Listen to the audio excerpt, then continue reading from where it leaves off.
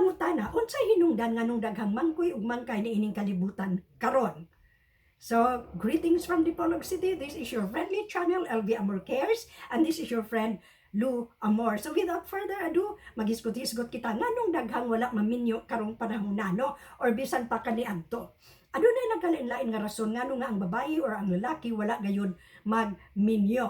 Sa mga pasiaw sa uban akong mga kauban sa una sa opisina, mingon og kanang mga mangkoy, kuana sila, naana sila sa hingibog pero dili hingingon. Inko, unsa may hingingon, unsa may hingibog pero dili hingingon. Tiyag, ada ko sugod maibog mamlo dayon, dili lang hingingon, no? Shy ba ka ha or whatever. So, ingon ana. Nagkalain-lain ka na nga reason ni ana, no? Ang uban nga reason mao kanang usually ang akong nahibawan ana kana bang sila mo oy breadwinner sila sa ilang breadwinner sila sa ilang family. Namatay baka ang amahan dahil siya mo oy eldest, so siya mo oy murag naa sa iyang abaga ang pagpaeskwela ug tiwas sa iyang mga igsuon, no? Nahantod nga minyo na lang iyang mga igsuon, siya wala na lang gyud kay murag gisakripisyo ang iyang kaugalingon aron lang mahalo na ang iyang mga manghod, no? Og iyang mama. Napoy mga ingon ana, no? Pero sad to say na daghan nga nagbuhat og inana pero wala gyud, wala na lingia sa mga manghod in tawon ang unsa ni ang pagpasakit sa ila ang mga magulang. So sad to say. So dunay mga rason pud ni ana. Ang ubang rason kanang separation kana bitong gibulagan or gibiyaan sa managtrato pa wala madayon ang kasal kay mo nagibulagan, no? So na-traumatize, wala na lang gyud. Ang uban pud ni ana, naiuban ana ako ni bawaan day before sa wedding na disgrasya, namatay. So mo na gyapon, dunay mga nasakitan, wala na lang gyud pud siya mo insist pa nga mangita og lain, no? Kay mura ba og painful kaayo na nga panghitabo, no? Lain pa nga reason nga nung naiuban nga wala magminyo by choice. Choice na nila nga dili ko magminyo, no?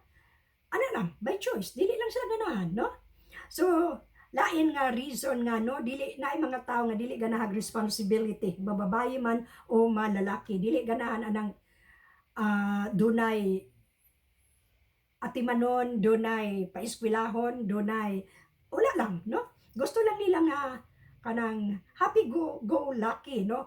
Kung ganahan sila mo adto na lugar ha, makalarga din sila nga wala yamoy hassle. Kung unsay ilang gusto nga paliton, makapalit sila nga wala yamoy kanang bahinan ba sa ilang finances or whatever. So doon na po yung mga reason nga dili ganahan og sabok.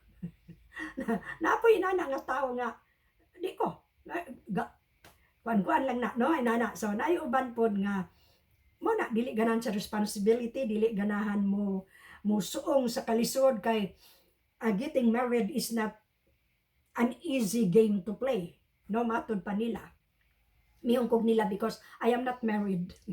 Muhatag na ko sa reason nga nung wala ko anak, no?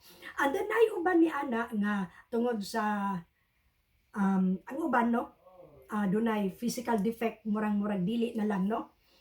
In my case, no, in anak pod.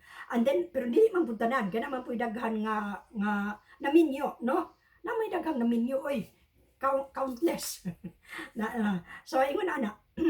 And then apoy uban nga wala lang gyud pa moabot ang ilang panahon nga sila magminyo, no? Naamay uban nga naminyo og sayo 25, 30, 35, 40, na po naminyog 45, na naminyog 50, no? Pareho sa nabana sa akong tiya nga 50 years old aya siya naminyo. Nga ang akong auntie is 16 man siguro, murag 10 years or 5 years ang gap. So, napo ingon ana nga right time, right love mo oy gipangita nila, no? Muna nga dugay pud nga wala maminyo or ingon ana, no? So maminyo ra gyud pero dugay lang nila ang panon, wala sila maggukod sa ilang panahon or ilang edad nga muminyo gyud ko, no? Napoy uban nga ang ilang age mo ilang mo i-goal nga ani nga age magminyo ko, pero naiuban anak na tuman na apoy wala, no? And so napoy uban nga miingon og dili ko magminyo kay murag dili na ko kaya, no? Kana bang sakto mo to mahadlok sa responsibility or doon na siya mga apprehensions nga tingali dili ko ka cope up sa responsibility mahadlok ko, no? So napoy ingon ni ana ang uban pud ni ana wala magminyo tungod kay dunay ilang gigugma pero naminyog lain. Oh, mingon lang nga, kulaton lang nako na siya o unsa gi akong kuan. It happened sa ako ang auntie, no? Doon ako'y auntie nga dunay nangulitaw niya sa una, wala niya sugta, so naminyo siya glain. 3 years after nga naminyo siya, namatay ang katong iyang gipakaslan, no? And then, unsa nahitabo, gibalikan siya pag panguyab sa iya ang katong iya ang admirer sa dalaga pa siya, gihingbalik og panguyab niya. So, eventually sila gyud ang nagdayod, no? So, napoy mga istorya nga ingon-ingon ni anak, no? So, ingon na siya, daghan kay rason, ganong na daghan kay mangkay ug mangkoy sa atong kalibutan karon, excuse, no? Kanang inana po na siya na ay mga rason, lain-lain og reason ngano nga wala maminyo ang usa ka babayi or ang usa ka lalaki. Importante ba ang pagminyo? Well, kung kaya niyang paninindigan na dili siya magminyo, okay po na dili maminyo, no? Anyway, wala man tag-require sa Ginoo nga magminyo gyud. No, wala man nag-require sa Ginoo. Gani puhon sa langit na wala na kaminyoon didto. Sad to say, walay kaminyoon sa langit. Wala na dili na ka makakuan sa imong bana, sa imong asawa, mga anak, wala na, no? Everybody is mura nag mga angels, no? So wala na gyud na. Mo po na usa nagsantop sa kunang una nga ngano magminyo pa man ko nga maura mang istoryaha. No? So ingon ana. But then ang uban wala magminyo because they are they are married to their profession, no? Nalingaw sila sa trabaho, so nalimot na lang sila nga pinag-iwanan na sila sa panahon, no? In my case, I am married to my profession. I really love my work. I really love kanang inana, no? So munang wala kay nako na matagai og importansya. Di man ingon nga wala po'y nakagusto nato kay tungod kay PWD kita. It's not true, no? Gani very colorful ang ako ang kuan pod ang akong kana bang kinabuhi sa inana kanang mga imyo kanang asos bibo kay na, no? So pero wala lang gyud mo ansa na wala lang gyud mo abot sa time nga kanang muminyo, no? So tingali makaingon po ko nga it's by choice kay ako gud po dili ko ganahan anang daghang samok nga ay kuan na samukan kay ko. Gusto na ko nga mula ka ako ra usa mo unsa ni kanang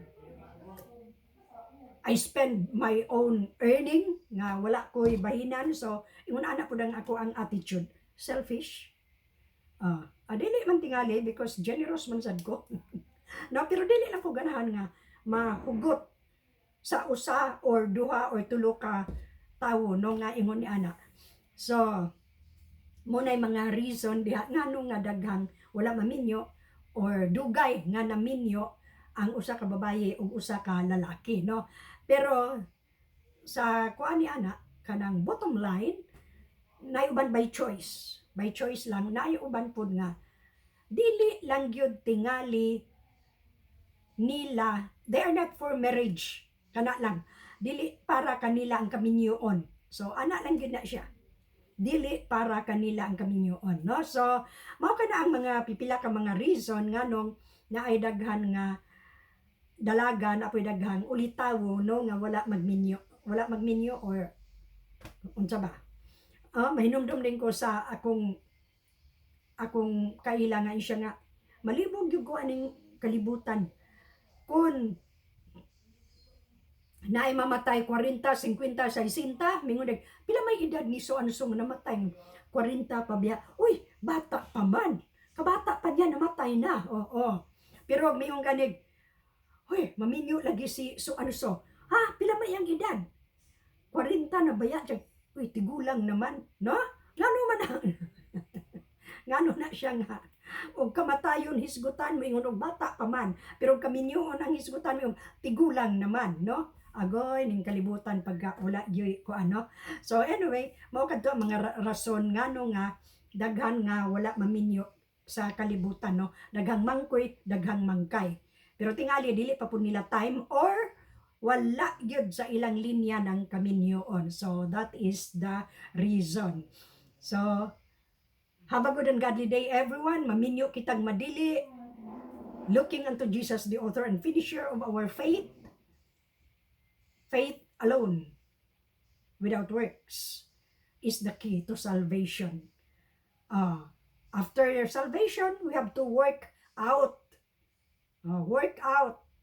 Aron, doon na po tayo mapaabot sa judgment seat of Christ. And then, seek ye first the kingdom of God and His righteousness, and all these things shall be added unto you. No? So, for we know that all things work together for good to them that love God, to them who are the called according to His purpose. So, if you feel like subscribing sa atong channel o sa atong video karon, feel free to click the word subscribe and please like mga palangga, and then your comment, no? Comment unya the notification bell for further, of course, notification kung naa na po tayo lain nga video. Salamat kaayo mga palangga. And again, your friend from Dipolog City, LV Amor Cares, your friendly channel. And this is your friend, Lou Amor. Bye-bye o hantod sa sunod. Keep on grinding. Love you all, guys.